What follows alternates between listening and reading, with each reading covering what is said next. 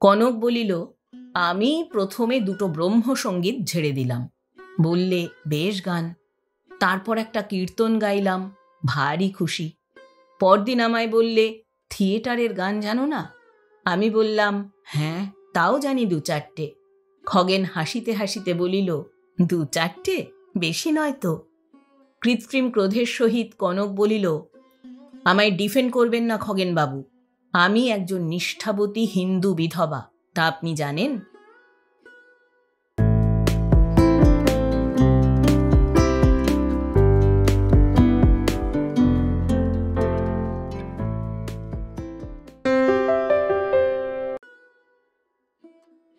শুভেচ্ছা বন্ধুরা, একরাশ শুভেচ্ছা আর ভালোবাসা।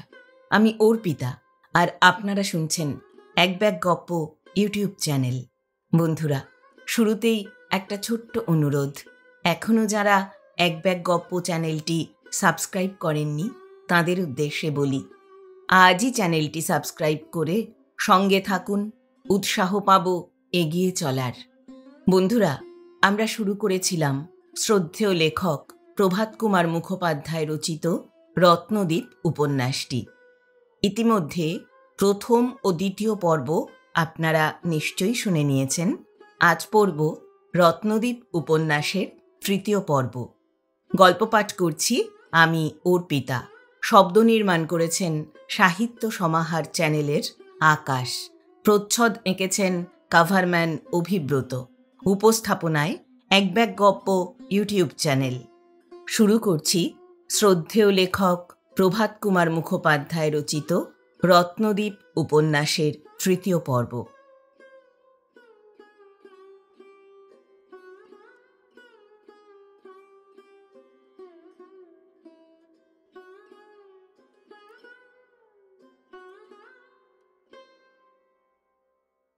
পরদিন প্রভাতে গঙ্গা স্নান ও পূজার্চনা শেষ করিয়া বউরানী দেওয়ানজিকে ডাকিয়া পাঠাইবার ব্যবস্থা করিতেছিলেন। এমন সময় সংবাদ আসিল, দেওয়ান স্বয়ং দর্শন প্রার্থী হইয়া উপস্থিত হইয়াছেন। শ্রীযুক্ত রঘুনাথ মজুমদার মহাশয় এই জমিদার বংশের পুরুষানুক্রমিক দেওয়ান।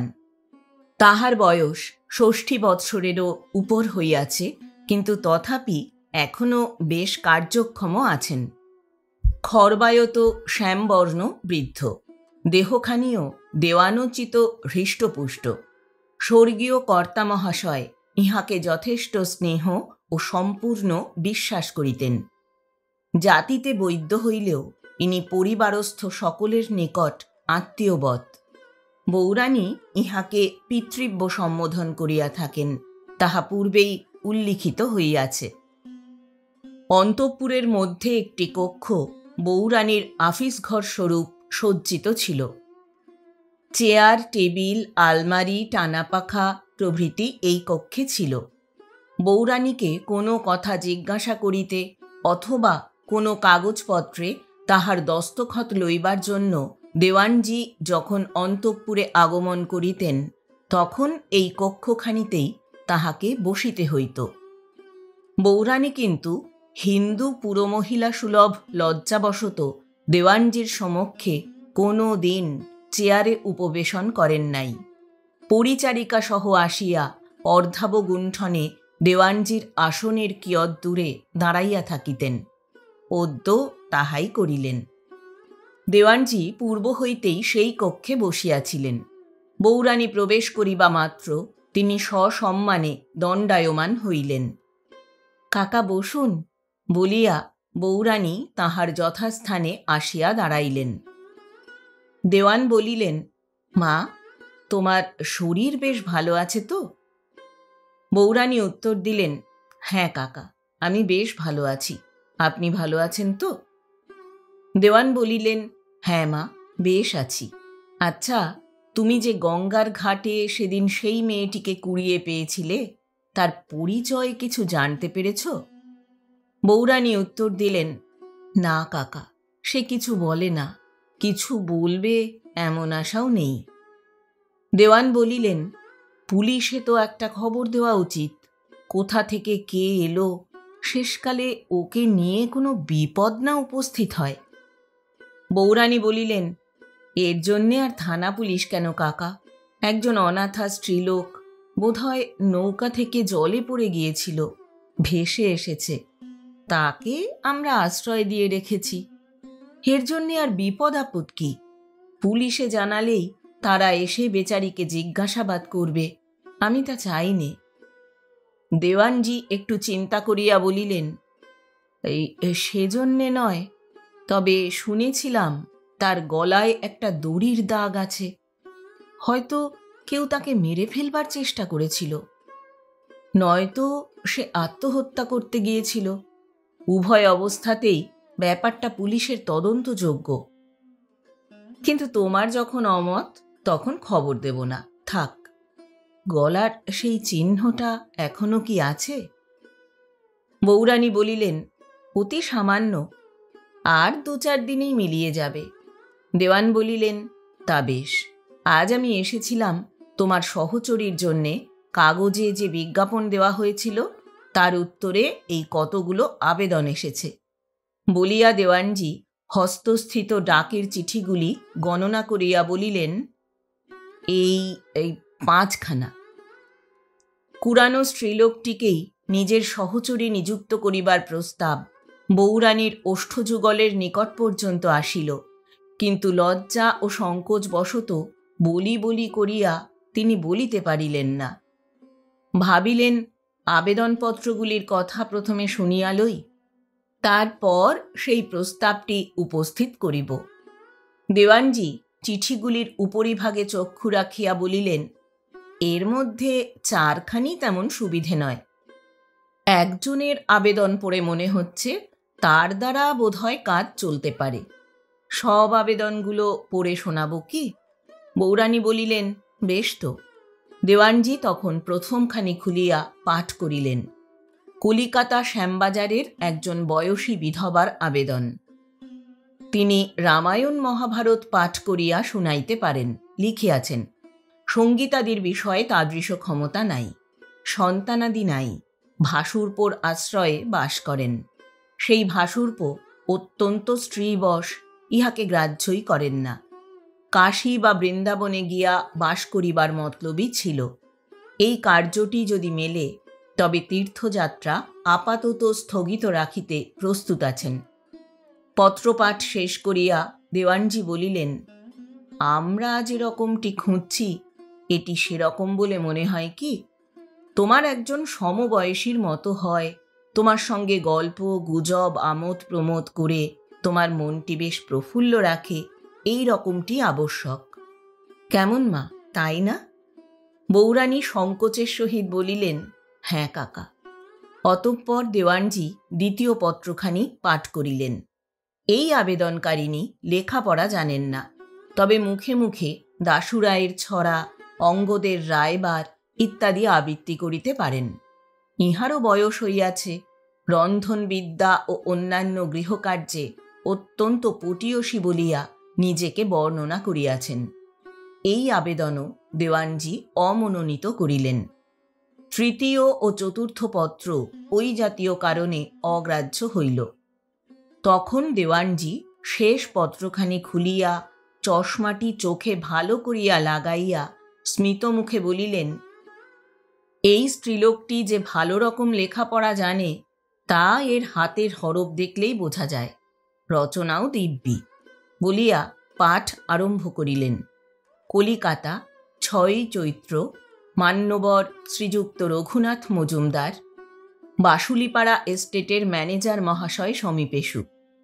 মহাশয়, আপনি 5ই চৈত্র তারিখের দেশবন্ধু সংবাদপত্রে কর্মখালির যে বিজ্ঞাপনটি প্রকাশ করিয়াছেন তাহা পাঠ করিয়া আমার এই আবেদনপত্রখানি আপনার সকাশে পাঠাইতে সাহসী হইতেছি। কৃপাবলোকনে ইহার আদ্যন্ত দৃষ্টি করিলে কৃতার্থ হইব। আমার পিতার নাম যোগজীবন বন্দ্যোপাধ্যায়, নিবাস বহরমপুরে ছিল।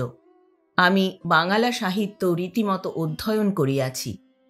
রামায়ণ মহাভারত হইতে আরম্ভ করিয়া বর্তমানকালের জীবিত কবি, নাট্যকার ও ঔপন্যাসিকগণের গ্রন্থাবলীর সহিত সম্যকভাবে পরিচিতা। আমি স্বয়ং একখানি নাটকও রচনা করিয়াছি, কিন্তু অর্থাভাবে এতাবৎ কালাবধি মুদ্রিত করিতে পারি নাই। একসময় আমি সঙ্গীতবিদ্যারও যথেষ্ট অনুশীলন করিয়াছিলাম। নিপুণ ওস্তাদগণের নিকট আমার শিক্ষা, তাহার পর হইতে আমি স্বয়ং চর্চা করিয়া কিঞ্চিৎ সফলতাও লাভ করিয়াছি। যন্ত্রাদির মধ্যে পিয়ানো, হারমোনিয়াম, এসরাজ এবং বেহালা বাজাইতে শিখিয়াছিলাম। অধুনা দারিদ্র্যবশত ওই সকল যন্ত্রাভাবে আমার সেই বিদ্যা নিশ্চয়ই নিষ্প্রভ হইয়া পড়িয়াছে। কিছুদিন অভ্যাসের সুযোগ পাইলেই পুনর্বার তাহা আমার করায়ত্ত হইবে সন্দেহ নাই। আমি হিন্দু কুলে জন্মগ্রহণ করিয়াছিলাম। গোঁড়া হিন্দু পরিবারে আমার দাম্পত্য জীবন অতিবাহিত হইয়াছিল। এখন এই কলিকাতা শহরে একজন অবলা রমণীর পক্ষে হিন্দু আচার পালন যতদূর সম্ভব তাহা করিতেছি। যতদূর সম্ভব বলিবার তাৎপর্য এই যে, এখানে বাধ্য হইয়া আমাকে কলের জল পান করিতে হয়। এমন সঙ্গতি নাই যে ভৃত্য নিযুক্ত করিয়া গঙ্গা হইতে প্রত্যহ পানীয় জল আনয়ন করি। আমি অন্তঃপুরবাসিনী হিন্দু রমণী হইয়াও উক্ত বিদ্যাগুলি কিরূপে লাভ করিলাম তাহা বুঝাইতে হইলে সংক্ষেপে আমার জীবন কাহিনী মহাশয়ের গোচর করিতে হয়। সুতরাং তাহা নিবেদন করিতেছি। 20 বৎসর পূর্বে বহরমপুরে আমার জন্ম। আমার পিতামহ মহাশয় কিঞ্চিৎ ভূসম্পত্তি রাখিয়া যান। আমার পিতা ও 2 জন পিতৃব্য তাহা সমান অংশে ভাগ করিয়া ভোগ দখল করিতেন, কিন্তু সকলেই একান্নে ছিলাম। আমি যখন 7 বৎসরের, তখন আমাকে এবং আমার 15 বর্ষীয় জ্যেষ্ঠ সহোদরকে রাখিয়া আমার মাতৃদেবী স্বর্গারোহণ করেন। মাতার মৃত্যুর পর পিতৃদেব গৃহে বড় থাকিতেন না, অধিকাংশ সময়ই কলিকাতায় যাপন করিতেন। কয়েক মাস পরে 300 টাকা বেতনে তিনি কোনো ইংরাজি হাউসে খাজাঞ্চির কর্মে নিযুক্ত হন। এই কর্মটি পাইবার জন্য যাহা কিছু পৈতৃক সম্পত্তি ছিল সমস্তই জামিন স্বরূপ রাখিতে হইয়াছিল। চাকরি গ্রহণ করিয়া কলিকাতার বাসায় তিনি আমাদের 2 ভাই বোনকে লইয়া আসেন এবং আমাদের এক বৃদ্ধা পিসিমাও সঙ্গে আসেন।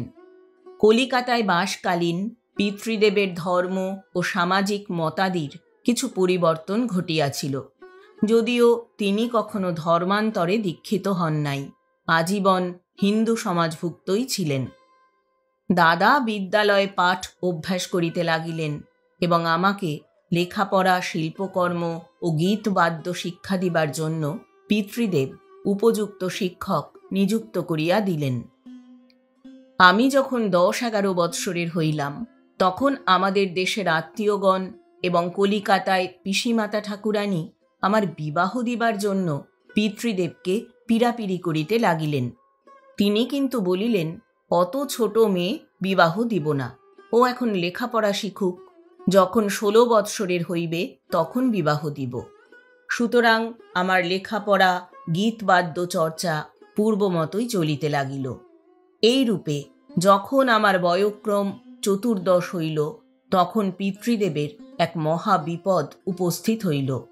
তাহার কোনো অধস্তন কর্মচারীর দোষে হাউসের তহবিল হইতে অনেক টাকা তছরূপ হইয়া যায়। তজ্জন্য পিতা ঠাকুরকেই সম্পূর্ণ দায়ী হইতে হইল।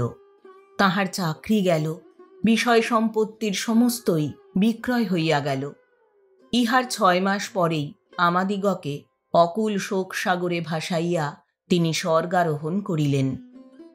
দেশ হইতে আমার পিতৃব্যগণ আসিয়া আমাকে লইয়া গেলেন এবং অনেক চেষ্টা করিয়া আমার বিবাহ দিলেন। বিবাহোচিত বয়স আমি অতিক্রম করিয়াছিলাম বলিয়া আমার বিবাহে তাহাদিগকে বিলক্ষণ বেগ পাইতে হইয়াছিল। আমি যে ঘরে পড়িলাম তাহারা সকুলজাত হইলেও হীনাবস্থা। ধনী পিতার আদরের কন্যাস্বরূপ প্রতিপালিত হইলেও তাহাদের সংসারে গিয়া আমি কায় মনোবাক্যে পতি ও অন্যান্য গুরুজনের সেবা করিতে লাগিলাম। যে আমি পিতৃভবনে নিজের কাপড় নিজে কখনো কাচি নাই, সেই আমি শ্বশুরালয়ে হাস্যমুখে বড় বড় তৌল হাঁড়ি করিয়া ধান সিদ্ধ করিতে লাগিলাম। কিন্তু পূর্বজন্মে আমি মহাপাপিষ্ঠা ছিলাম, তাই আমার সৌভাগ্য শশী অকালেই অস্তমিত হইল। কাল বিসূচিকা রোগ আসিয়া আমার সীমন্তের সিন্দুর মুছিয়া লইল। আমি বিধবা হইলাম। ইহা 3 বৎসরের কথা। আমার শ্বশুরকুল দরিদ্র, পূর্বেই নিবেদন করিয়াছি। অন্ন বস্ত্রাভাবে সেখান হইতে আমায় চলিয়া আসিতে হইল। আমার দাদা এই কলিকাতা শহরে তখন 40 টাকা বেতনের একটি মাস্টারি করিয়া আইন অধ্যয়ন করিতেছিলেন। সেই 40 টাকার উপর নির্ভর করিয়া আমরা 3টি প্রাণী কায়ক্লেশে জীবনযাত্রা নির্বাহ করিতে লাগিলাম।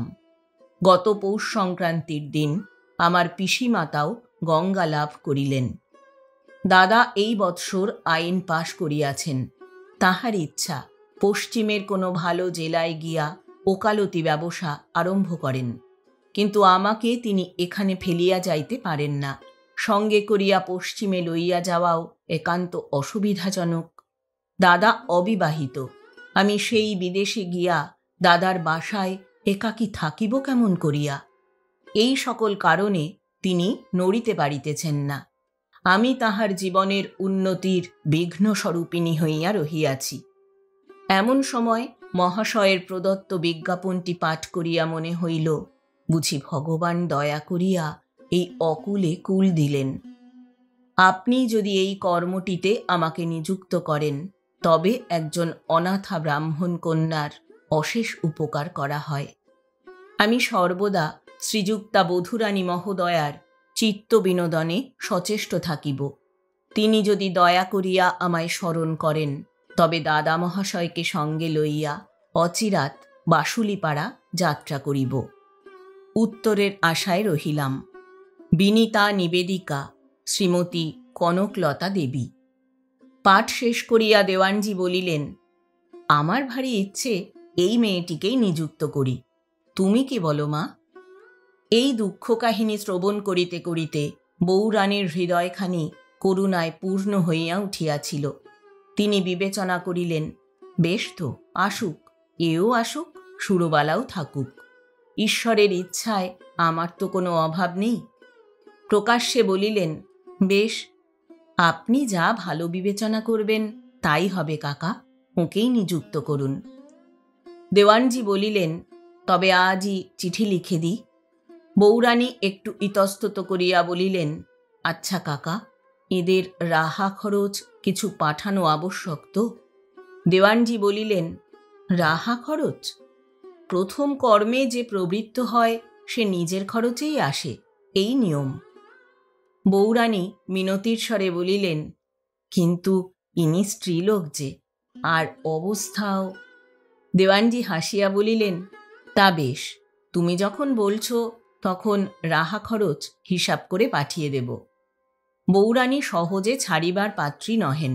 বলিলেন, আর মেয়েটির কাপড় চোপড় অন্যান্য আবশ্যকীয় জিনিসের জন্য কিছু পাঠানো উচিত তো নাকি? যেরকম কষ্টের সংসার লিখেছে, তার কাপড় চোপড়ের অবস্থা যে বড় একটা ভালো হবে এমন তো মনে হয় না। দেওয়ানজি উঠিয়া দাঁড়াইলেন, বলিলেন, আচ্ছা, সে বাবদ না হয় কিছু পাঠাবো।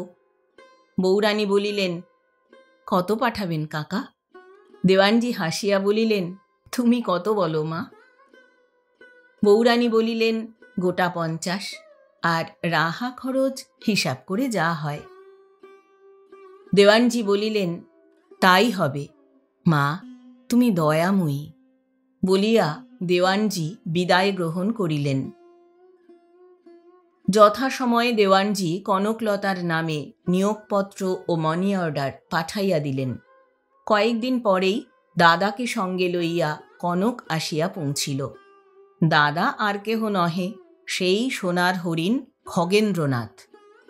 গাড়ি হইতে নামিয়া খগেন্দ্র বৈঠকখানা বাড়িতে প্রবেশ করিল। কনকলতা অন্তঃপুরে নীত হইল।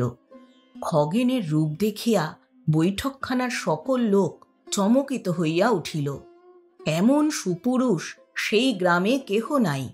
আর কোথাও কখনো কেহ দেখিয়াছে কিনা তাহাই সকলে মনে মনে চিন্তা করিতে লাগিল।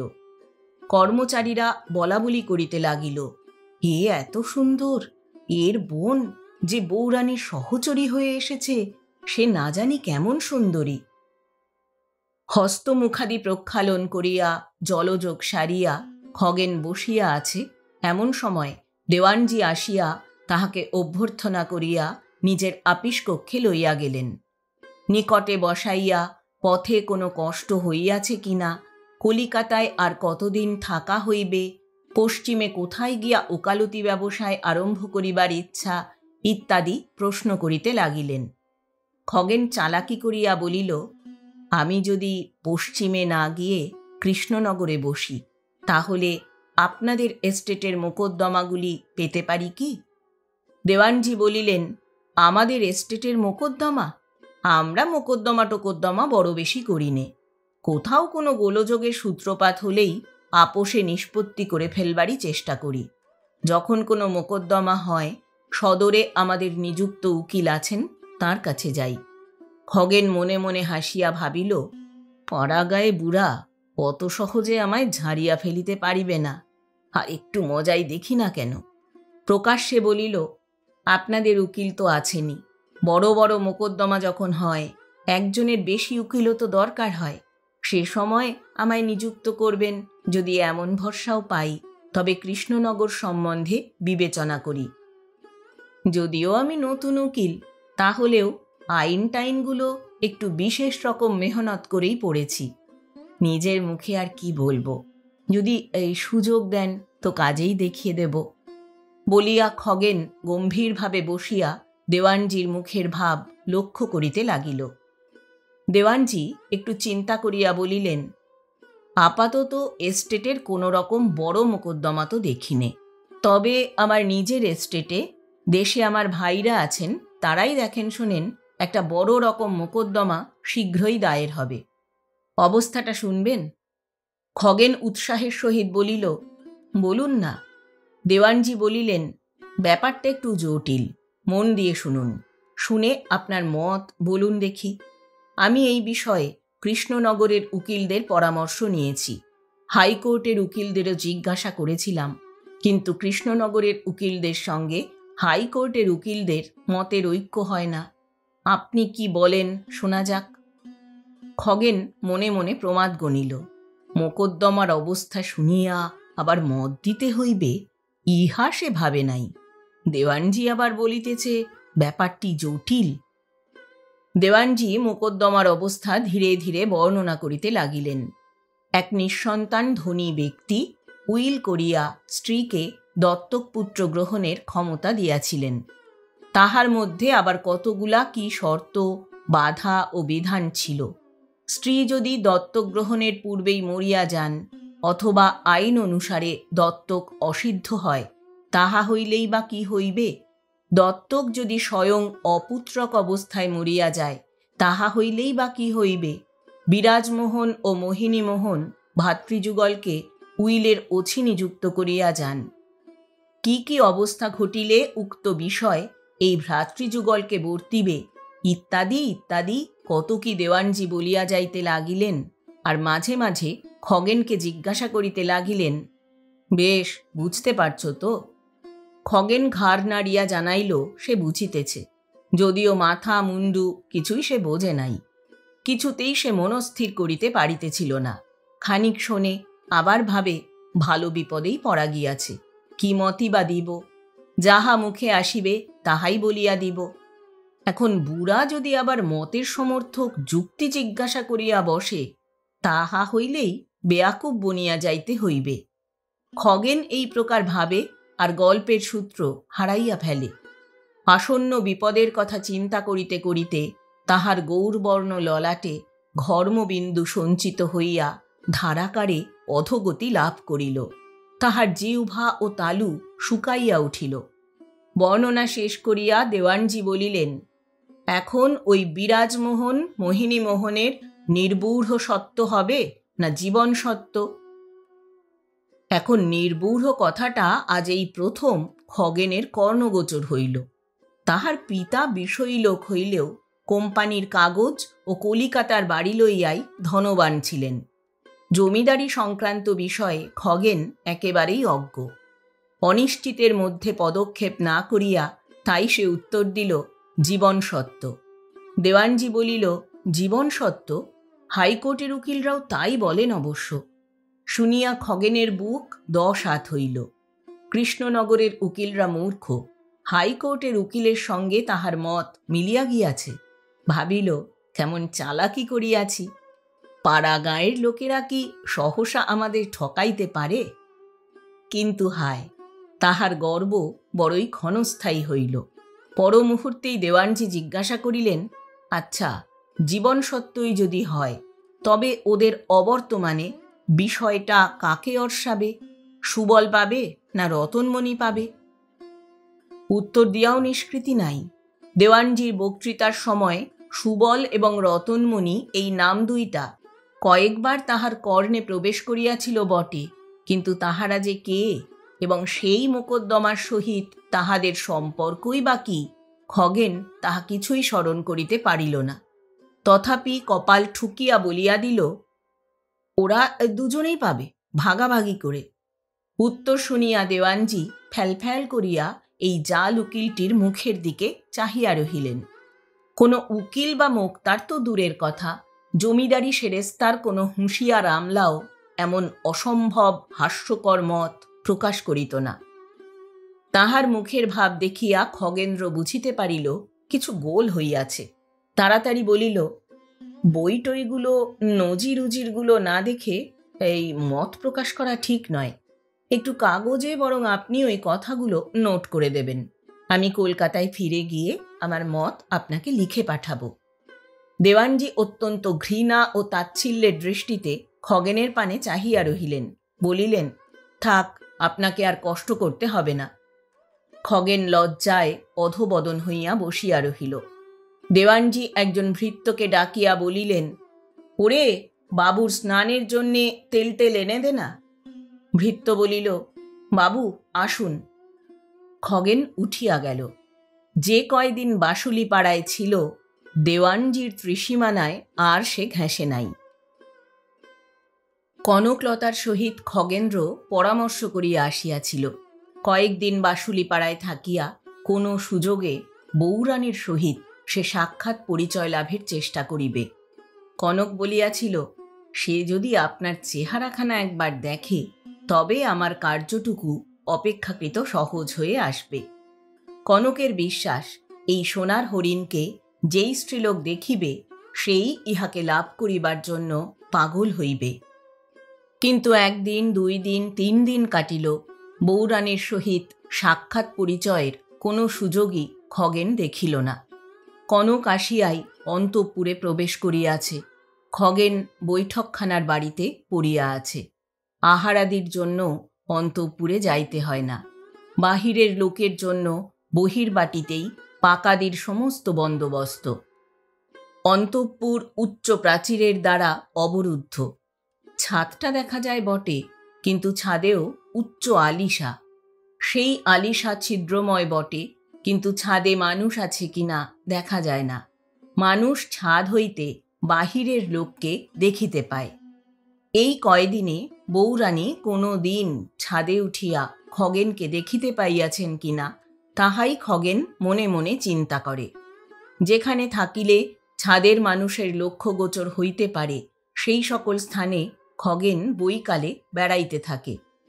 বউরানী তাহাকে দেখিয়াছেন কিনা, এবং যদি দেখিয়া থাকেন, তবে তাহার সেই কন্দর্পতুল্য রূপ বউরানীর মনে কোনো দাগ বসাইতে সমর্থ হইল কিনা, এই সকল অনুমান করিতে করিতে খগেন ক্লান্ত হইয়া পড়িল।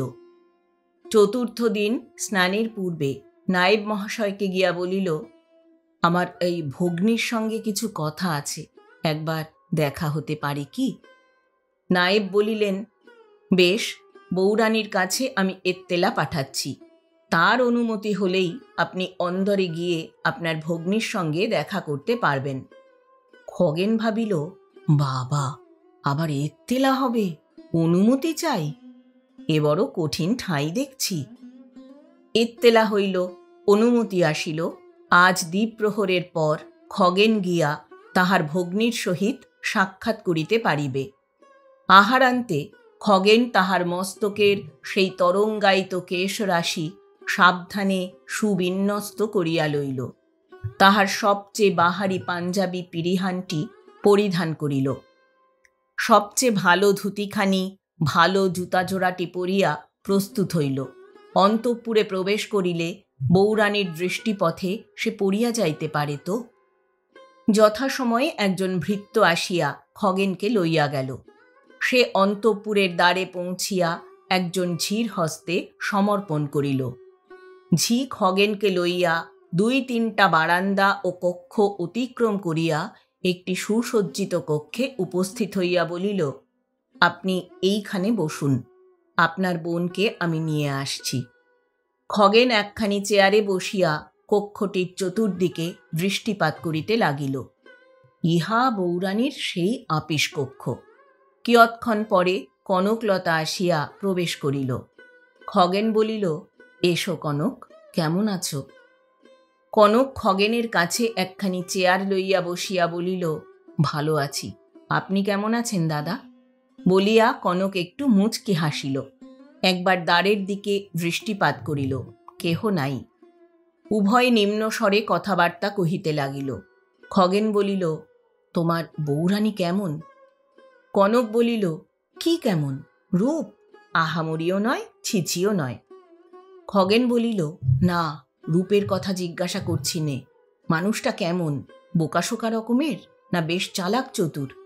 কনক বলিল, না, বোকা নয়, বেশ চালাক চতুর।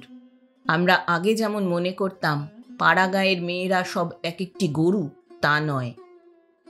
খগেন হাসিয়া বলিল, সবই সেরকমই আছে, তা তোমার সঙ্গে কিরকম ব্যবহার করছে? কনক বলিল, বেশ ভালোই ব্যবহার করছে। এত যে বড় মানুষ, কিছু যদি দেমাক আছে। ও যে মনিব, আমি যে চাকর, ওর ব্যবহারে তা বোঝাই যায় না। এই কয়দিনে আমাদের বেশ ভাব হয়ে গেছে। কনকলতা তখন তাহার পৌঁছিবার সময় হইতে এই পর্যন্ত যাহা কিছু ঘটিয়াছিল, বউরানীর সহিত তাহার যে সকল কথোপকথন হইয়াছিল, সবিস্তারে বর্ণনা করিয়া কহিল, মানুষটা চমৎকার, স্বভাবটিও বড় মিষ্টি, কেবল ধরন ধারণ একটু সেকেলে গোছের। আমি যখন হাতে নিয়েছি তখন ক্রমে ওকে মানুষ করে তুলব। খগেন বলিল, কি রকম সেকেলে ধরন কি দেখলে? কনক বলিল, আমি এসেই দেখলাম ওর বসবার, দাঁড়াবার, বিশ্রাম করবার উপযুক্ত তেমন ভালো সাজানো ঘর একখানিও নেই। একখানি স্বতন্ত্র শোবার ঘর পর্যন্ত নেই। বুড়ো শাশুড়ির সঙ্গে এক ঘরে শোয়। খগেন বলিল, তাই তো শোয়া উচিত। কনক বলিল, সে যাই হোক, একখানা নিজস্ব বসবার ঘর তো থাকা দরকার। যত ঘর আছে সব ঘরেই বাড়ির সকল মেয়ের অবাধ গতি। তাই আমি পিছন দিকের একখানি ঘর পছন্দ করে সেইখানিকে সাজিয়ে বউরানীর বসবার মতো করব মনে করেছি। খগেন ব্যঙ্গস্বরে বলিল, এত্তেলা করেছ? অনুমতি পেয়েছ? এখানে এত্তেলা করে অনুমতি না পেলে কিছুই হবার জো নেই। কনক বলিল, হ্যাঁ, অনুমতি পেয়েছি বই কি। বউরানী বলেছেন, বেশ, তুমি ফর্দ করো, আমি কাকাকে বলে কলকাতা থেকে সব জিনিসপত্র আনিয়ে দিচ্ছি। তুমি মনের মতো করে ঘর সাজাও, তাই আমি জিনিসের ফর্দ তৈরি করছি। শখের জিনিস টিনিস কিছু নেই। থাকবার মধ্যে আছে কোন মানধাতার আমলের একটা পুরানো হারমোনিয়াম, তারও পর্দাগুলো বেসুর বাজে। খগেন বলিল, হারমোনিয়াম বাজাতে পারে নাকি? কনক উত্তর দিল, রামচন্দ্র, সারেগামাও চেনে না। খগেন বলিল, গাইতে পারে? কনক বলিল, অমনি একরকম। আমি তো এসে অবধি রোজই গান শোনাচ্ছি। কাল আমি ওকে খুব জিদ করলাম, আপনাকে একটা গান আজ গাইতেই হবে। বললে, আমি তো তোমাদের মতো সব নব্য গান টান জানি নে, আমি যা জানি সেসব সেকেলে গান। আমি বললাম, সেকেলে গান কি কিছু তুচ্ছ করবার জিনিস? এই রাম বসুর গান, নিধুবাবুর গান, কীর্তনাঙ্গ সব গান, তেমন গান আজকাল কোথায়? শেষে গাইলে। বললে, বিশ্বাস করবেন না খগেনবাবু, এক্কেবারে রামযাত্রার গান বলিয়া কনকলতা মুখ বিকৃত করিয়া মাথা নাড়িয়া নাড়িয়া ভেঙাইয়া গাহিল, চরণ ধরি জলদ বরণ ধরে দাও, সোনার হরিণী আমায়। গাহিয়া মুখে কাপড় দিয়া কনক হাসিতে লাগিল। শেষে বলিল, আপনার কাছেই হাসলাম, তার কাছে হাসি চেপেছিলাম। কিন্তু খগেনবাবু, ভাগ্যিস আমি অভিনেত্রী, তাই গান শুনে যেন কত মুগ্ধ হয়ে গেছি, এই রকম ভাবটাই দেখালাম। অন্য কেউ হলে হাসি ধরে রাখতেই পারত না। বলিয়া কনক আবার পূর্ববৎ ভেঙাইয়া গাহিল, চরণ ধরি জলদ বরণ ধরে দাও, সোনার হরিণী আমায়। খগেন মৃদু হাসিয়া বলিল, সোনার হরিণী ধরে দিতে বলেছে, খুব কান ঘেঁষে গেছে বলো। দ্বারের দিকে চকিত দৃষ্টিপাত করিয়া চুপি চুপি কনক বলিল, যা বলেছেন শুনেই ও কথা আমার মনে হয়েছিল। তখনই আমি ভেবেছি, হরিণই না পারি, একটা সোনার হরিণ তোমায় ধরে দেবার চেষ্টায় আছি। এখন সোনার হরিণের কপাল আর আমার হাত যশ। উভয়ে হাসিতে লাগিল। শেষে খগেন বলিল, তুমি কি গান গেয়েছিলে? কনক বলিল, আমি প্রথমে দুটো ব্রহ্মসঙ্গীত ঝেড়ে দিলাম। বললে, বেশ গান। তারপর একটা কীর্তন গাইলাম, ভারী খুশি।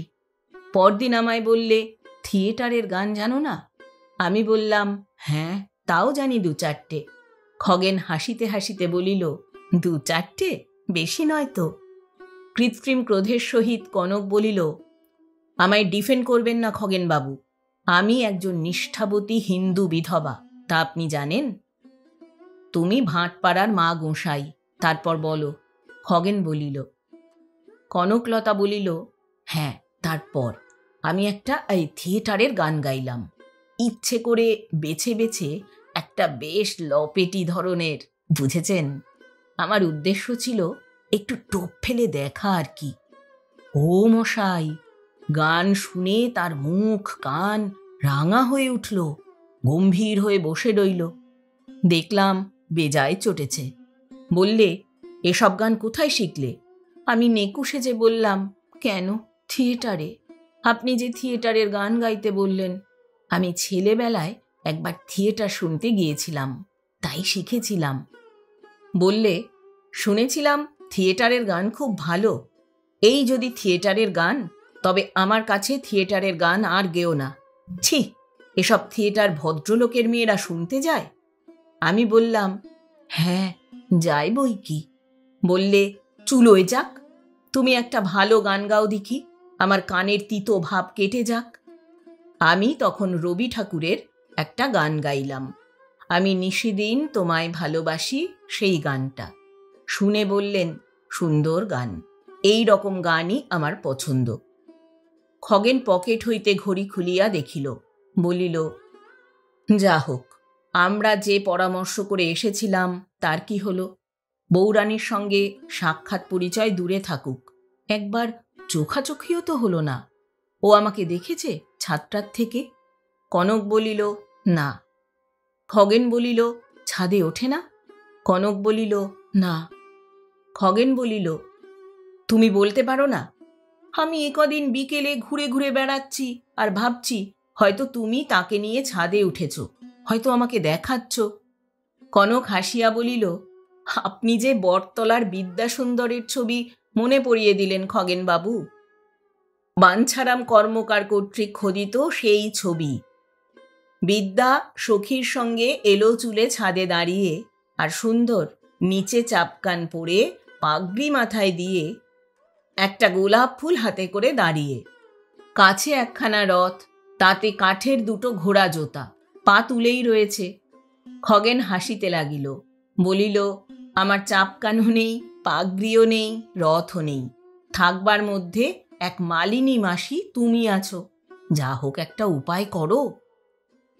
কনক বলিল, আমি কি জানি আপনি আনাচে কানাচে ঘুরে বেড়াচ্ছেন। আচ্ছা, আজ থেকে বিকেলে বউরানীকে ছাদে নিয়ে যাব। কিন্তু আপনি বোধহয় তাকে দেখতে পাবেন না। আলসের ফাঁক দিয়ে বউরানী যাতে আপনাকে দেখতে পায়, সেই বন্দোবস্ত আমি করব। কিন্তু খবরদার, আপনি যেন ছাদের দিকে চাইবেন না। তাহলে বউরানীর মনে হতে পারে লোকটা ভালো নয়, মেয়েদের ছাদের পানে চায় কেন? খগেন বলিল, বেশ, আমি যাব না। ক্ষণক কিছুক্ষণ চুপ করিয়া বসিয়া রহিল। শেষে বলিল, আমি আরও একটা উপায় ভাবছি। খগেন বলিল, কি বলো দেখি। কনক বলিল, অন্দরে 2-4 বার আপনি যদি যাওয়া আসা করেন, তাহলে 2-1 বার বউরানীর চোখে পড়ে যাবেনই যাবেন। আমি না হয় এক কাজ করি। বলিয়া কনক ভ্রু কুঞ্চিত করিয়া ভাবিতে লাগিল। খগেন অপেক্ষা করিয়া রহিল। শেষে কনক বলিল, কাল এমনি সময়ে হঠাৎ আমার ফিট হবে। হলে সবাই অবশ্যই আমার মুখে চোখে জল দেবে, হাওয়া করবে, অন্যরকম শুশ্রূষা করবে।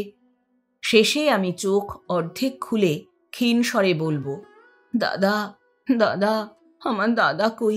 আমার দাদাকে তোমরা ডেকে দাও গো। তাহলেই আপনাকে ডেকে নিয়ে আসবে। পরশু বাদ দিয়ে তারপর দিন আবার ফিট হবে, আবার আপনাকে ডাকিয়ে আনাবো। আবার যাবার দিন কিংবা ধরুন তার পরদিনই আপনাকে যেতে হবে। আপনি আমার সঙ্গে দেখা করতে আসবেন। যাবার সময় আপনি বরং ঝিকে বলবেন, ঝি, আমি তো চললেম, আমার বোনটি রইল, কখনো বাড়ি ছেড়ে থাকেনি তো। যদি বউরানীর অনুমতি পাই, তবে চিকের বাইরে দাঁড়িয়ে আমার বোন সম্বন্ধে তাকে 2-4টি কথা বলে যেতে চাই। তাহলেই আপনি অনুমতি পাবেন। বউরানী যে ঘরে থাকবে, সেই ঘরে চিকের বাইরে দাঁড়িয়ে আপনি আমার সম্বন্ধে, আমার অসুখ সম্বন্ধে যা হয় কতগুলি বিনয়পূর্ণ কথা বলে যাবেন। তাহলেই বউরানীর সঙ্গে আপনার সাক্ষাৎ পরিচয় না হোক, অন্তত এই চিক পরিচয়টা হয়ে যাবে। আপনার মুখ দেখে, আপনার কণ্ঠস্বর শুনে, আপনার বিনয় দেখে নিশ্চয়ই সে আপনার পক্ষপাতী হয়ে পড়বে। তারপর আমি আছি। খগেন হাসিয়া বলিল, বুদ্ধি করেছ ভালোই, আচ্ছা তাই হবে। 3টে বাজে, এখন তবে উঠি। লোকে মনে করবে এদের ভাই বোনের কথা যে দেখছি ফুরোয় না। কনকলতা দাঁড়াইয়া বলিল, আসুন তবে। হ্যাঁ, আর একটা কথা বলি, এটা আমি কাল রাত্রে শুয়ে শুয়ে ভেবেছি। আপনি গিয়ে আপনার একখানা ভালো ফটোগ্রাফ তুলে পাঠিয়ে দেবেন। আমি বউরানীর জন্য যে ঘর সাজাবো, সেই ঘরে অন্য সব ছবির সঙ্গে আপনার ফটোগ্রাফখানিও টাঙিয়ে রেখে দেব। তাতেও কিছু কাজ হতে পারে। খগেন বলিল, বেশ, পাঠাবো, তবে আসি। কনক ঝিকে ডাকিয়া আনিল। ঝির পশ্চাৎ পশ্চাৎ খগেন অন্তঃপুর হইতে নিষ্ক্রান্ত হইয়া গেল। 1 মাস পরে একদিন সন্ধ্যার পর অন্তঃপুরের একটি সুসজ্জিত কক্ষে বউরানী কনকলতার সহিত বসিয়া আছেন। এই কক্ষটি বউরানীর বিশ্রামের জন্য কনকলতা নিজের পছন্দ অনুসারে সাজাইয়াছে। ভিত্তিগাত্রে কয়েকখানি প্রাকৃতিক দৃশ্যের বিলাতি ছবি এবং বারাণসী প্রভৃতি তীর্থস্থানের মন্দিরাদির ছবি শোভা পাইতেছে। তাহার মধ্যে রূপার কার্য করা ফ্রেমে বদ্ধ একখানি ফটোগ্রাফ, সোনার হরিণের প্রতিমূর্তি। শেষোক্ত ছবিখানি আসিলে এই কক্ষে সেটি টাঙাইবার জন্য কনকলতা বউরানীর অনুমতি প্রার্থনা করিলে প্রথমত তিনি অস্বীকৃত হইয়াছিলেন। বলিয়াছিলেন, তোমার দাদার ছবি তোমার নিজের ঘরেই টাঙিয়ে রাখো। তাহাতে কনক অত্যন্ত দুঃখিত হইয়া বলে, আমি সারা দিন আপনার কাছেই এই ঘরেই তো থাকব। আমায় যে ঘর দিয়েছেন, রাত্রিটি সেখানে শুয়ে থাকি মাত্র। রাত্রের অন্ধকারে আমি দাদার ছবি আর কি দেখব? এখানে থাকলে তবু সারাদিন দাদাকে দেখতে পেতাম। আমার মা নেই, বাপ নেই, দাদা ছাড়া পৃথিবীতে আর আমার কে আছে? বলিতে বলিতে ছদ্মবেশিনী অভিনেত্রীর চোখের পাতা ভিজিয়া আসিয়াছিল। বউরানী তখন ইহার কপট বেদনায় ব্যথিত হইয়া ছবিখানি এখানেই টাঙাইবার অনুমতি দিয়াছিলেন। কক্ষের মেঝেটি মির্জাপুরি গালিচায় সম্পূর্ণভাবে আবৃত। সবুজ মখমলে মণ্ডিত কয়েকখানি ঝকমকে কেদারা ও সোফা ইতস্তত বিক্ষিপ্ত রহিয়াছে। একটি নূতন বৃহৎ হারমোনিয়াম আসিয়াছে। পশমের জমির উপর রেশমের কাজ করা একখানি আবরণে সেটি আচ্ছাদিত। এক স্থানে মেহগিনি কাষ্ঠ নির্মিত একটি পুস্তকাধার। কাঁচের ভেতর দিয়া সারি সারি বাঙালা পুস্তকের পৃষ্ঠভাগ দেখা যাইতেছে। অধিকাংশই উপন্যাস, কাব্য ও নাটক, জীবনচরিত, ভ্রমণ বৃত্তান্ত ও ইতিহাসও কিছু কিছু আছে। নিকটে একটি টেবিলের উপর থাকে ভিন্ন ভিন্ন সচিত্র মাসিকপত্র গোছানো রহিয়াছে। জানালার কাছে চিঠি লিখিবার ডেস্ক। টেবিলের উপরে খোপে খোপে বিচিত্র বর্ণের নানা আকারের চিঠির কাগজ ও খাম। ভিত্তিগাত্রে একটি বেলোয়ারি ঝাড়, তাহার চারিটি শাখায় চারিটি মোমবাতি জ্বলিতেছে। মধ্যস্থলে নীল রেশমের ঝালরযুক্ত একটি টানা পাখা। ভিত্তিলগ্ন পিতল চক্র বহিয়া কক্ষতল ভেদ করিয়া টানিবার রজ্জুটি নিম্নে নামিয়া গিয়াছে। সেখানে অদৃশ্যে বসিয়া ভৃত্য পাখা টানিতেছে। এই কক্ষটি অন্তঃপুরের একেবারে প্রান্তভাগে অবস্থিত। ইহার পরেই অন্তঃপুরের বাগান। বাগানের দিকে তিনটি বড় বড় জানলা খুলিয়াছে। এখানে বসিয়া গান গাহিলেও সেই স্বর বহির্বাটিতে পৌঁছিবার কোনো আশঙ্কা নাই। বউরানীর পরিধানে একখানি ধবধবে সাদা থান, গায়ে হাফাতা একটি সাদা জ্যাকেট, তাহাতে লেশ নাই, কোনো কার্য নাই।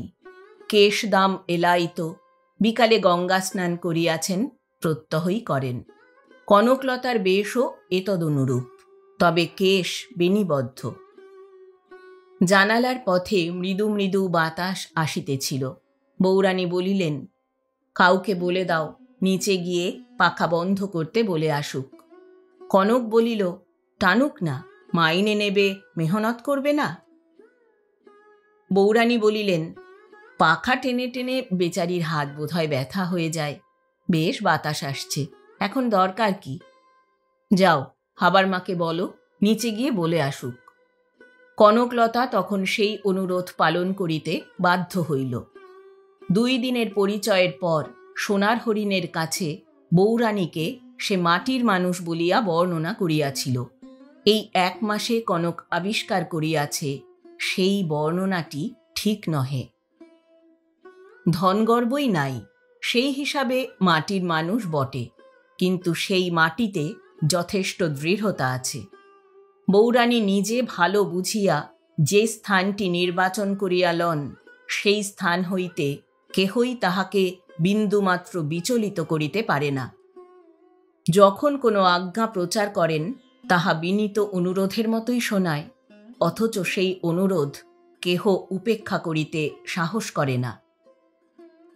শুক্লপক্ষ দশমীর চাঁদ জলস্থলকে আলোকে প্লাবিত করিতেছে। পূবের জানালা দিয়া খানিকটা জ্যোৎস্না কক্ষখানিতেও আসিয়া পড়িয়াছে। বউরানী বলিলেন, আজ বড় সুন্দর রাত্রি, একটা গান গাও। কনক বলিল, কোন গানটি গাই বলুন তো? বউরানী বলিলেন, যেটি তোমার ইচ্ছে, রবিবাবুর একটি গাও। কনক বলিল, রবিবাবুর গান? বেশ। বলিয়া কনক হারমোনিয়ামের কাছে গেল। ঝাড়টির পানে চাহিয়া বলিল, বাতিগুলো নিভিয়ে দেব? বাতির আলো যেন চাঁদের আলোকে উপহাস করছে। বউরানী বলিলেন, নিভিয়ে দাও। বাতি নিবাইবা মাত্র কক্ষ লুণ্ঠিত সেই জ্যোৎস্না যেন বেশি করিয়া হাসিয়া উঠিল। হারমোনিয়ামের কাছে বসিয়া কনক গাহিল, চাঁদ হাসো হাসো, হারার হৃদয় দুটি ফিরে এসেছে, কত দুঃখে কত দূরে আধার সাগর ঘুরে সোনার তরণী দুটি তীরে এসেছে। মিলন দেখিবে বলে ফিরে বায়ু কুতূহলে, চারিধারে ফুলগুলি ঘিরে এসেছে, চাঁদ হাসো হাসো, হারার হৃদয় দুটি ফিরে এসেছে। গান শেষ হইলে কনক দেখিল বউরানী বাম হস্তে কপল রক্ষা করিয়া জানালার কাছে বসিয়া বাহিরের পানে চাহিয়া আছেন। কাছে গিয়া কনক বলিল, কি ভাবছেন? বউরানী বলিল, ভাবছি এই গান গেয়ে আমাদের ফল কি? আমাদের সোনার তরণী তো কখনো তীরে আসবে না, আমারও না, তোমারও না। কনক একটা দীর্ঘশ্বাস ফেলিয়া বলিল, কি জানি। তাহার উত্তরে বউরানী আশ্চর্য হইলেন, বলিলেন, সে কি? কনক চুপ করিয়া রহিল। একটু পরে একটি গভীর নিঃশ্বাস ফেলিয়া বলিল, আমি বড় অভাগিনী। তাহার স্বর যেন আর্দ্র। বউরানী সমবেদনার স্বরে বলিলেন, কেন, কি হয়েছে? কনক কথা কহে না। বউরানী তাহাকে পীড়াপিড়ি করিতে লাগিলেন। বলিলেন, আজ যখন তুমি কলকাতার চিঠি পেয়েছ, তখন থেকেই তোমায় বিমর্ষ দেখছি। তোমার দাদা ভালো আছেন তো? কনক বলিল, আছেন। বউরানী বলিলেন, তবে দেখো, তোমার মন কেন খারাপ হয়েছে আমায় বলতে যদি তোমার কোনো আপত্তি থাকে তবে বলে কাজ নেই, কিন্তু যদি কিছু হয়ে থাকে যার কোনো প্রতিকার আমার দ্বারা সম্ভব, তাহলে আমি প্রতিকার করতে পারি। কনক বলিল, দাদার চিঠি পেয়ে আমি এক বিষম সমস্যায় পড়ে গেছি। বউরানী বলিলেন, কি সমস্যা? আমায় বলতে কোনো বাধা আছে কি? কনক বলিল, বাধা কিছু নেই, বরং দাদা আপনাকে জানাতে, আপনার উপদেশ চাইতেই আমায় বলেছেন। চিঠিখানি আনি। বলিয়া কনক উঠিয়া নিজের ঘরে গিয়া চিঠি লইয়া আসিল। আলো জ্বালিয়া চিঠিখানি বউরানীকে দিল। চিঠিখানি হাতে করিয়া বউরানী প্রথমটা একটু ইতস্তত করিলেন, তাহার পর খুলিয়া পাঠ করিতে লাগিলেন। তাহাতে এইরূপ লেখা ছিল, কলিকাতা, 12ই বৈশাখ। স্নেহের বোনটি আমার, গতকল্য তোমার পত্র পাইয়াছি। তুমি ভালো আছো, বউরানী তোমায় আদর যত্নে রাখিয়াছেন শুনিয়া সুখী হইলাম।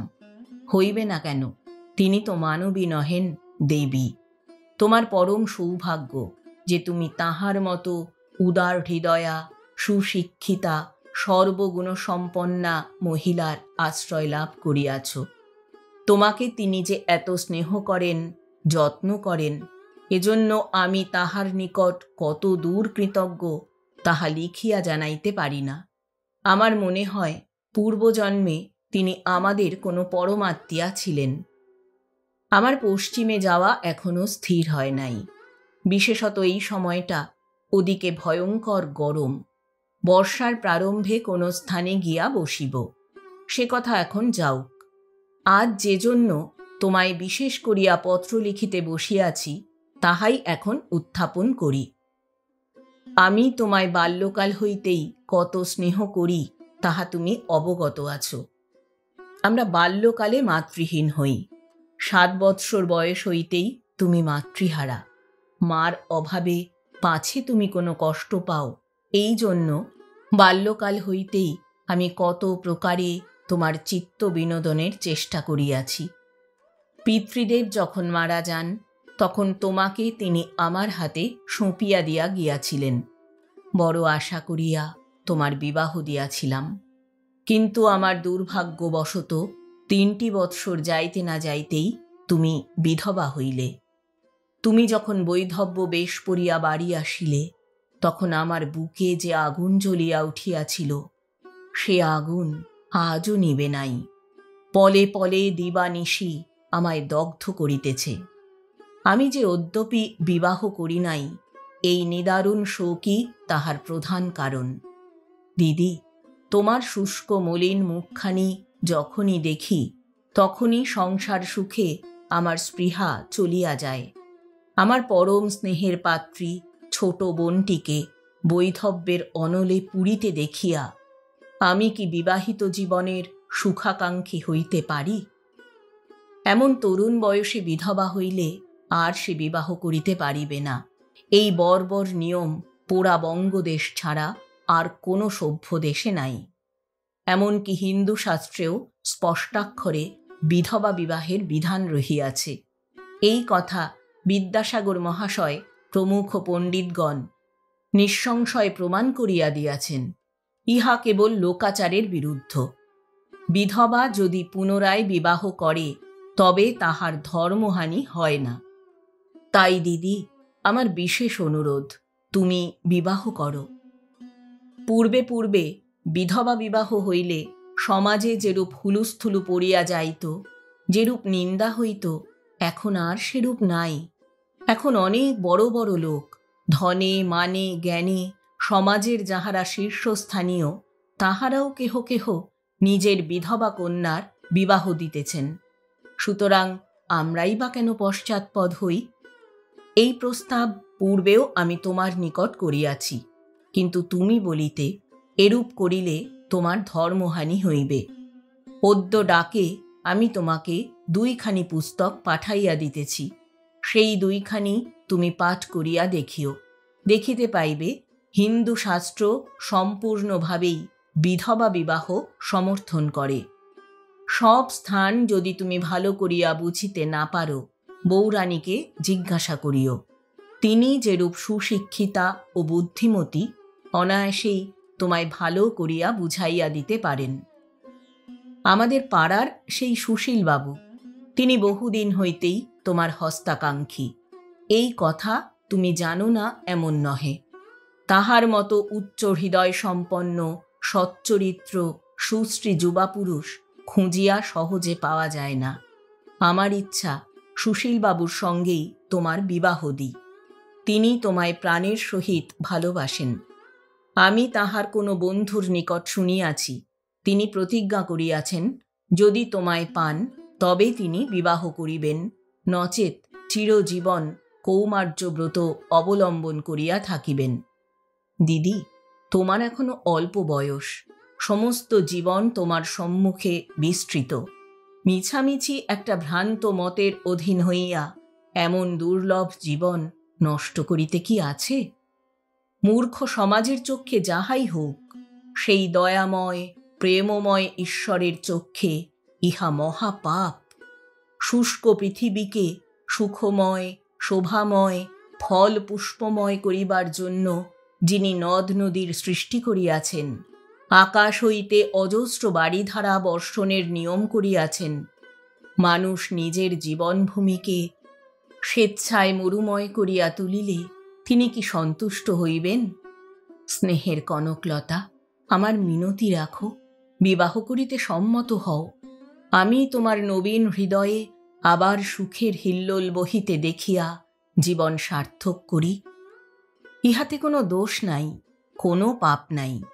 আমার কথায় বিশ্বাস না হয় তুমি বরং বউরানীকে জিজ্ঞাসা করিও, তিনি তোমায় যেরূপ ভালোবাসেন, কখনোই তিনি তোমার জীবনকে স্বেচ্ছায় মরুভূমি করিয়া রাখিতে পরামর্শ দিবেন না।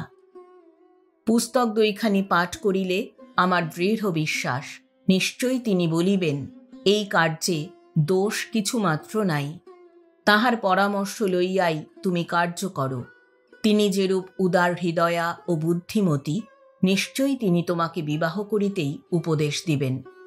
আমরা ভালো আছি। বউরানী মহাশয়ার সহিত পরামর্শ করিয়া তাহার মতামত যত শীঘ্র পারো আমায় জানাইবে। আমি তৃষিত চাতকের মতো উত্তরের প্রত্যাশায় রহিলাম। ইতি তোমার স্নেহের দাদা খগেন। বউরানী যতক্ষণ পাঠ করিতেছিলেন, কনক মাঝে মাঝে তাহার মুখের ভাব লক্ষ্য করিয়া দেখিতেছিল। দেখিল তাহার মুখে ক্রমে অপ্রসন্নতার ভাব ফুটিয়া উঠিল। পত্র যখন শেষ হইল, তখন তাহার ভ্রুযুগল কুঞ্চিত, চক্ষু হইতে বিরক্তি ও ঘৃণা উছলিয়া পড়িতেছে। কনক কম্পিত হস্তে পুস্তক 2খানি তাহার নিকট রাখিয়া দিয়া বলিল, এই বই 2খানি পাঠিয়ে দিয়েছে। বউরানী তাচ্ছিল্যের সহিত পত্রখানা মেঝের উপর ফেলিয়া দিলেন। পুস্তক 2খানির পানে চাহিয়া বলিলেন, এই বই? বলিয়া সেই 2টি লইয়া জানালা গলাইয়া ছুঁড়িয়া বাগানে ফেলিয়া দিলেন। উঠিয়া দ্বারের দিকে অগ্রসর হইলেন। কনক সভয়ে বলিল, কোথায় যাচ্ছেন? বউরানী তীব্র স্বরে বলিলেন, গঙ্গা জলে হাত ধুতে যাচ্ছি, আমার হাত অপবিত্র হয়ে গেছে। রাত্রে শয্যায় শয়ন করিয়া অনেকক্ষণ অবধি বউরানী সন্ধ্যাকালের ঘটনাটি মনে মনে আলোচনা করিতে লাগিলেন। শয়নকক্ষটি পূর্ববর্ণিত বসিবার কক্ষের পার্শ্বেই অবস্থিত। দুই দিকে দুইখানি পালঙ্ক, একখানিতে বৌরানী, অপরখানিতে তাহার শ্বশ্রুদেবী গৃহিণী ঠাকুরানী শয়ন করিয়া আছেন। সারি সারি তিনটি বড় বড় জানালা খোলা রহিয়াছে, তাহা দিয়া মৃদু বায়ু হিল্লোল এবং অস্পষ্ট চন্দ্রালোক কক্ষখানিতে প্রবেশ করিতেছে। রাত্রি 10টার সময় ইহারা শয়ন করিয়াছিলেন। এখন 11টা বাজিয়া গিয়াছে। গৃহিণী অনেকক্ষণ নিদ্রাভিভূতা হইয়াছেন, কিন্তু বৌরানীর চক্ষে ঘুম আসিতেছে না। তিনি কেবল ভাবিতেছেন, আহা, আজ কনকের সহিত বড় রূঢ় আচরণ করিয়াছি, সে বোধহয় মনে বড় ব্যথা পাইয়াছে। সহসা যে আজ বৌরানী অত রাগিয়া উঠিলেন, আত্মসংযম হারাইয়া ফেলিলেন, তজ্জন্য তিনি ক্ষুব্ধ, ব্যথিত ও লজ্জিত। তাহার কারণও অনুসন্ধান করিয়া তিনি বাহির করিয়াছেন। কনকের দাদা চিঠিতে যে ধরিয়া লইয়াছিলেন, বৌরানীও তাহার সদলভুক্ত, তিনিও ওই ঘৃণিত মতের পোষকতা করিবেন, এই কারণেই হঠাৎ তাহার ক্রোধ জ্বলিয়া উঠিয়াছিল। মুহূর্তের উত্তেজনায় বিস্মৃত হইয়াছিলেন যে সকল মানুষের শিক্ষা, দীক্ষা, আদর্শ ও আকাঙ্ক্ষা এক প্রকার নহে। পৃথিবীতে বৈচিত্র্যের স্থান আছে।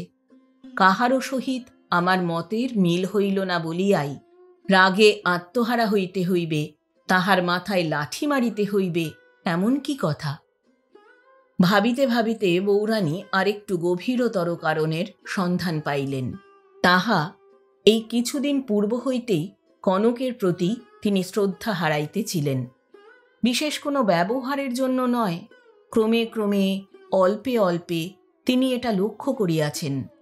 মৃত স্বামীর প্রতি গাঢ় নিষ্ঠার একটা ভাব কনকের মনের মধ্যে নাই। বৌরানী যেরূপ জানেন, 14 বর্ষ বয়ঃক্রমকালে কনকের বিবাহ হইয়াছিল। 3 বৎসর কাল শ্বশুর ঘর করিবার পর সে বিধবা হইয়াছে। এই বয়সে 3টি বৎসর ধরিয়া স্বামী সাহচর্য লাভের সুযোগ যে স্ত্রী পাইয়াছে, তাহার মধ্যে সাধ্বী, পতিব্রতা, হিন্দু রমণীর অন্তর্বাসিনী সেই তপস্বিনী কই? অশনে বসনে আচরণে কনক যতই বাহ্য সুচিতার অভিনয় করুক না কেন, ভিতরে এই আসল জিনিসটির অভাব বৌরানীর চক্ষে ধরা পড়িয়া গিয়াছে। তাই যখন শুনিলেন কনকের আবার বিবাহ দিবার জন্য তাহার দাদা আগ্রহান্বিত এবং কনকও যেন একটু সেই দিকে ঢলিয়াছে, আর তিনি ধৈর্য রক্ষা করিতে পারিলেন না। পার্শ্বস্থ ঘড়িতে অর্ধঘণ্টা বাজিল। 11:30। সমস্ত পৃথিবী নিস্তব্ধ, নিষুপ্ত। কনকের কথা হইতে বৌরানী ক্রমে নিজের কথায় উপনীত হইলেন। মনে মনে নিজের সঙ্গে তাহার তুলনায় ব্যাপৃত হইলেন। প্রথম যখন বধূ বেশে এই বাটিতে প্রবেশ করিয়াছিলেন, তখন তিনি 8ম বর্ষীয়া বালিকা। স্বামীর বয়স তখন 14। সপ্তাহ মাত্র এখানে ছিলেন, কিন্তু এই 1 সপ্তাহে স্বামীর মুখখানি ভালো করিয়া দেখা একবারও ঘটিয়া ওঠে নাই। লজ্জায় তিনি সেদিকে চাহিতেই পারিতেন না। এই 7 দিনে স্বামীর সহিত তাহার কথাবার্তা যাহা হইয়াছিল, তাহার মধ্যে 2-4টি বরঞ্চ মনে আছে, কিন্তু তাহার মুখখানির স্মৃতি একান্ত অস্পষ্ট। পিত্রালয় ফিরিয়া যাইবার মাস 2 পরেই সংবাদ আসিল, স্বামী নিরুদ্দেশ হইয়াছেন। তাহার পর ক্রমে যখন তাহার বয়স হইল, জ্ঞান বুদ্ধি জন্মিল, তখন হইতে সর্বদাই তিনি নিরুদ্দিষ্ট স্বামীর মুখখানি চিন্তা করিতে লাগিলেন। যতদিন আশা ছিল হয়তো তিনি বাঁচিয়া আছেন, হয়তো একদিন গৃহে ফিরিবেন, ততদিন বৌরানী তাহাকে পৃথিবীর মানবরূপেই ভাবনা করিতেন। এই কক্ষে তিনি শয়ন করিতেন, এইখানে বসিয়া ভোজন করিতেন, এইটি তাহার পাঠগৃহ ছিল। এইখানে তাহার পাড়াবৎ থাকিত। ওই বাগানে একদিন কুকুর লইয়া ছুটাছুটি করিয়াছিলেন। গঙ্গা স্নান করিয়া বাগানের এইখান দিয়া তিনি ফিরিয়া আসিতেন। ক্রমে যখন বৎসরের পর বৎসর কাটিয়া গেল, কোনো উদ্দেশ পাওয়া গেল না, সকলে হতাশ্বাস হইয়া পড়িলেন। পিতামাতা পর্যন্ত বলিলেন, আর সে বাঁচিয়া নাই, থাকিলে কি এতদিন কোনো সংবাদ পাওয়া যাইত না। তখন হইতে বউরানী স্বামীকে পৃথিবীর মানুষ বলিয়া আর কল্পনা করিতেন না। মনশ্চক্ষে এই গৃহে, ওই বাগানে তাহাকে দেখিতেন না। স্বর্গে যেখানে দেবতারা, দেহান্তে পুণ্যাত্মারা বাস করেন, রামায়ণে মহাভারতে যে অমরাপুরীর বর্ণনা আছে, সেইখানেই যেন স্বামীকে বিরাজিত দেখিতে পাইতেন। তাহার মস্তক আলোকময়, কিরীটমণ্ডিত, সর্বাঙ্গ হইতে যেন পবিত্র দীপ্তি বাহির হইতেছে। তিনি যেন প্রাতে উঠিয়া মন্দাকিনী ধারায় অবগাহন করিয়া নন্দনবন হইতে পুষ্পচয়নান্তে বৈকুণ্ঠে গিয়া নারায়ণ ও লক্ষ্মী দেবীর পাদবন্দনা করেন। স্বামী যেন সেই অমর লোকে বউরানীর জন্য প্রতীক্ষা করিয়া আছেন।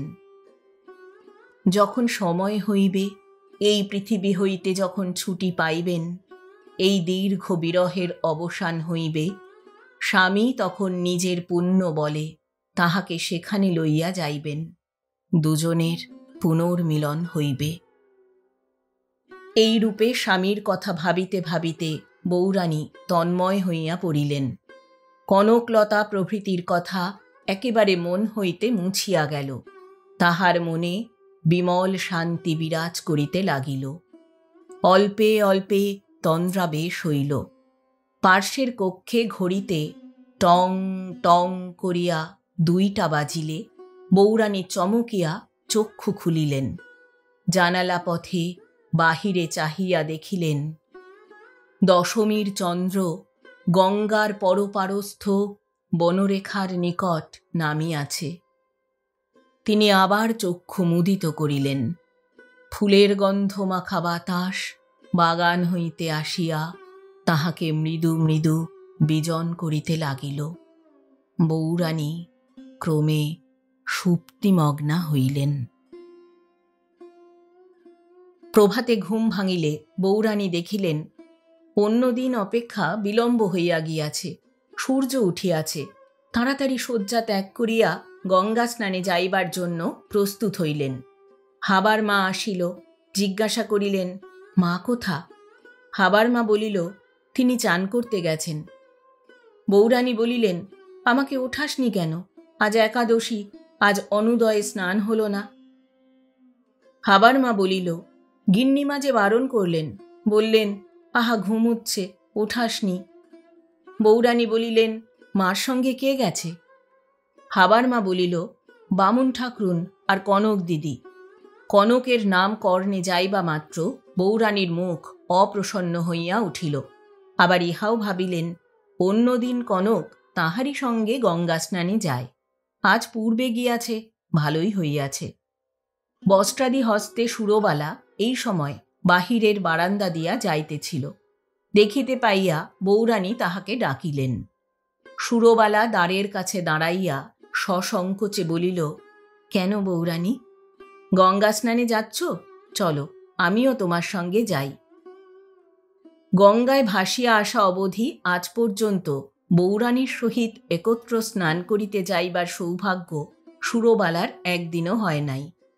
আত্মপরিচয় দানে অসম্মত বলিয়া বউরানী ইচ্ছা করিয়াই তাহার সহিত বেশি কথাবার্তা কহিতেন না, পাছে সে অকারণ সংকোচ অনুভব করে।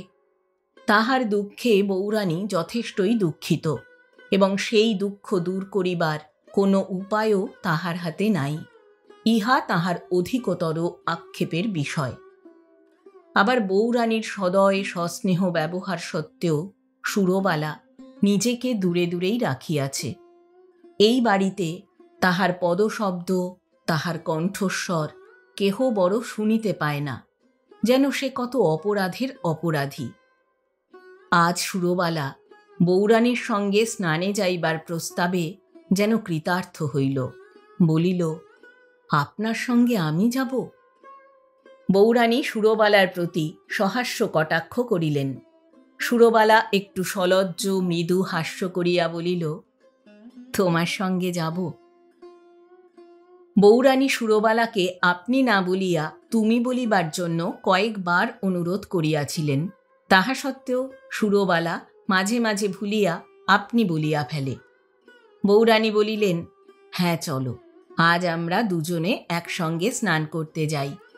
বলিয়া বউরানী জানালার পথে বাগানের দিকে চাহিয়া দেখিলেন তাহার শ্বশ্রুদেবী কনকলতা সহ স্নানান্তে ফিরিতেছেন।